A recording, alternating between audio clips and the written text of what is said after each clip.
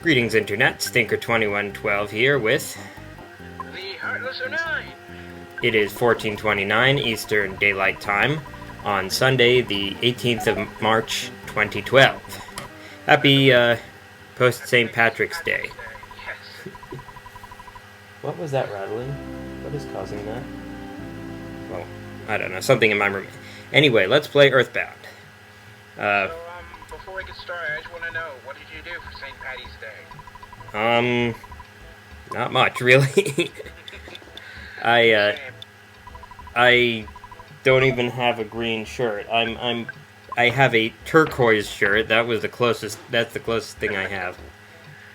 It's alright. I'm a bad Irish person, I know.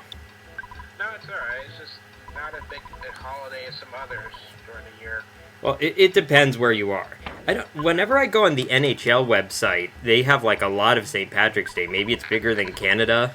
They have a lot of St. Patrick's Day stuff, I mean. That's probably it. Like in Boston, it's probably pretty big because they have a big Irish community. Most likely. Anyway, so I didn't know this before, but there's an arms dealer in this hotel. So, yeah, I'm selling some useless stuff like the snake. The snake basically poisons an enemy one time if it works. If it doesn't work, it does nothing. So it's kind of a risky, half and half thing. I wouldn't say it's... Well, the risk is that you'll just waste a turn. Yeah, that's what I mean. It works sometimes, others it may not. It's not going to bite you. And the Rust Promoter works on a limited number of enemies, and at this point, probably wouldn't do much damage anyway. Rust Promoter DX is what you'd want to use. Probably. Anyway, so what I did first here was, I realized that I have a lot of broken shit, so I'm gonna sleep in this hotel for a few nights in hopes that Jeff will fix some of it. That's a good idea. Now, one thing, I don't know if I mentioned this explicitly before, but but Jeff needs to have a certain amount of IQ to fix any given item. And they won't tell you this. They won't tell you whether he has enough of, whether his IQ stat is high enough to fix a certain item. You just have to, either you have to get something, either you have to find a table of this stuff, or you have to just do it by trial and error. And it's tough because, just because he has a high enough IQ score, and you have the broken item, that doesn't necessarily mean that he will fix it any given night. It's partly random. That's probably it. So it is helpful if you have a table of this stuff. I do know off the top of my head that the highest amount of IQ he needs to fix anything is 65. So if it's that high or higher, then that won't be stopping you. Now that said, his IQ is not going to be 65 for most of the game, so... You're probably gonna have to get far before you get there. Yeah, also the thing that item that he needs that much IQ to fix is a very, very rare item that you can find only in one cave. We're getting to the part of the game where these slow down because too many sprites on the screen.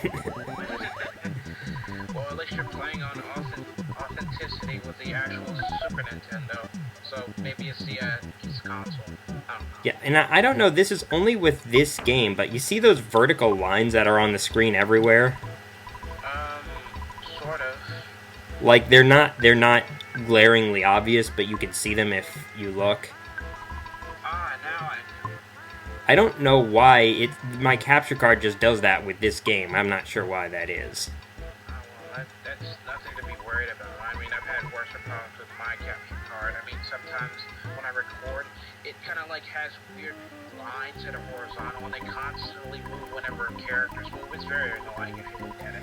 Well, no, as problems with the recording go, it's not that big. Well, that's thankful. Okay, so the defense spray, which I got a minute or two ago, and the hungry HP sucker are two permanent like, unlimited use items that Jeff can get by fixing stuff. These items that he can use basically replace PSI for him because he doesn't have any. Interesting that. Just like it, kind of. Well, in a way, it's better because he doesn't have to use up any PP. You can just use the items an unlimited number of times. Now, here I was actually smart, and I didn't deposit everything, because there is some stuff you can buy before the next chance to get an ATM. I see. Good thinking. Well, I am thinker. Yep. Oh yeah, also, this guy, I disregarded it, but the guy is like, yes, be careful of scorpions whenever you go to sleep.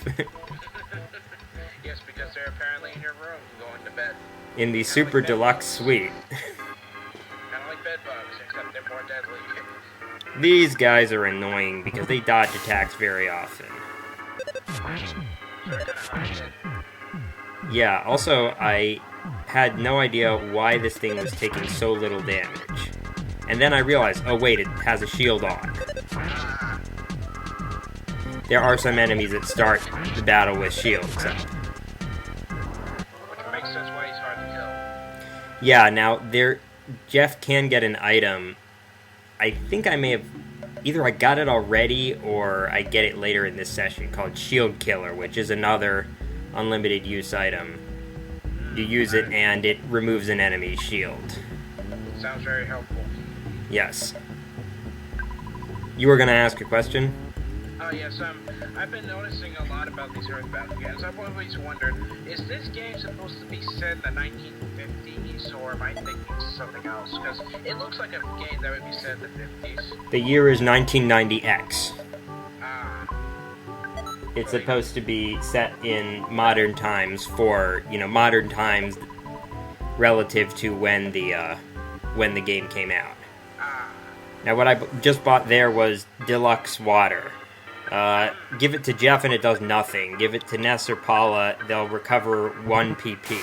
Give it to Poo, he'll recover about 40 PP. So I could only give it to 2. Yes, okay, here's the shield killer in action.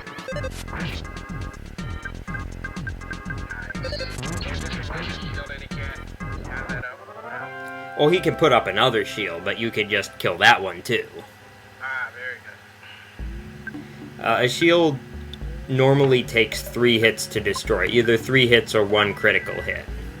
I see. Now, that also works against psychic shields. So there's different kinds of shields. Yes, well, there are 4 kinds of shields. There's normal shield, which reduces physical damage by half. Power shield, which reduces physical damage by half, and whatever damage you do take, half of that comes back at the attacker. There's a psychic shield, which eliminates all damage from psychic. Rattling thing again. I think the vent is doing something. The psychic shield removes all damage from a psychic attack. A psychic power shield gets rid of all damage and bounces the attack back at the attacker from a psychic attack. You can only have one type of shield up at a time. Which makes sense. If you put up a shield when you already have one up, then the older one is cancelled. I get you. I should say as a reminder, when you see those sweat beads coming off the characters, that means that there is a chance that anyone can be hit with sunstroke at any time. So keep checking your status so that you don't take damage unnecessarily. Kind of like in real life, you gotta keep your oxygen and hydrogen when you're in hot areas. You mean water? Yes, that's what I'm That's what I kind of like about EarthBound. It has some realistic elements to it, like with the ATM machine, you have to be smart with your money, and here you have to be smart when it comes to keeping your, water up so you don't get too hot. Well, I wouldn't say I play this game for the realism, but I know what you mean. There are those touches in there. Yeah, but that's what I like. I'm not saying it makes it more realistic, but it adds more definitely feel that the game isn't just, easy to beat. There are some things you have to look out for. Yeah. In fact, when I was playing with my brother in the earlier part of this LP, we got killed because Ness got a cold and we had nothing to take care of it. Oh, that must have stunk. Okay, so, I was sort of wandering around making sure there weren't any gift boxes or anything. And now I'm reading the hieroglyph copy to tell me which order I have to hit in which order I have to hit these steps. And, ooh, short attention span, magic butterfly. Oh, look, interesting stuff. So wait, here's a butterfly. But the butterflies do help. Everyone recovers 20 PP when you catch one. Of course, these days it also makes me think of Skyward Sword. Probably, And we can't hear it because we've muted the videos, but there are rising tones as you step on each one of those things. To let you know if you're doing it right or not. Yes, I believe so. I didn't demonstrate what happens when you get it wrong, but so I don't know what happens. And another photo. It's always nice to have people take photos of us while we're trying to save the world. You will see these photos eventually. Well, that's nice. Get to But- see all the places you've been to. Not for a while. Yes, and it's nice, not to have people to have everyone alive when you take the photos, because if they're dead, then they will also be dead when you see the photos. That's not a pleasant sight. Anyway, I wasn't just checking that hieroglyph randomly. I thought it might come alive, because some of the hieroglyphs do come alive in this pyramid. Oh, I remember this part. It just is kind of annoying. You're trying to get to places and then all of a sudden a picture comes out and hits you. When I was little, there was a video that my parents bought for me. It was called "Don't Eat the Pictures." It was a special episode of Sesame Street where they went to the Metropolitan Museum of Art. Oh, I love Sesame Street. Yeah, and the title song was something that Cookie Monster sings. Basically, they all get trapped in a museum overnight, and he has nothing to eat, so he has to fight his urge to eat the pictures. No, not the Mona Lisa! Are you kidding? The Mona Lisa is not in the Met. It's in the Louvre in Paris. Anyway, that was an example of a hieroglyph that came alive. More snakes. Like I really need them. Not like it helps or anything. Well, yeah, a viper is like a snake, except the poison always works. Ah, so they're more useful than snakes, okay. Marginally. There's still only a one-use item, and it still takes up inventory space. And Another hieroglyph. I think we've said this before in this Let's Play, but it's not entirely intuitive that a caramel should take up the same amount of inventory space as a bicycle, but that is how inventory works in this game. A lot of inventories in a lot of games have weird sort of spacing, and this is not the only one. There are also games like Diablo 2 where things actually do take up different amounts of space. But this is not one of them. Yeah. And then there are games like most Final Fantasy games, at least the more recent ones, where they're like, screw this, you can carry 99 of everything, we don't care. Yeah. You got other things to worry about besides the inventory. Yeah, actually, speaking of inventory issues, you want to make sure at this point that you don't have anything too important in Pooh's inventory, because he is going to be leaving the party pretty soon. You don't want to lose any important stuff. Yeah, there's a certain very important item that we're about to get.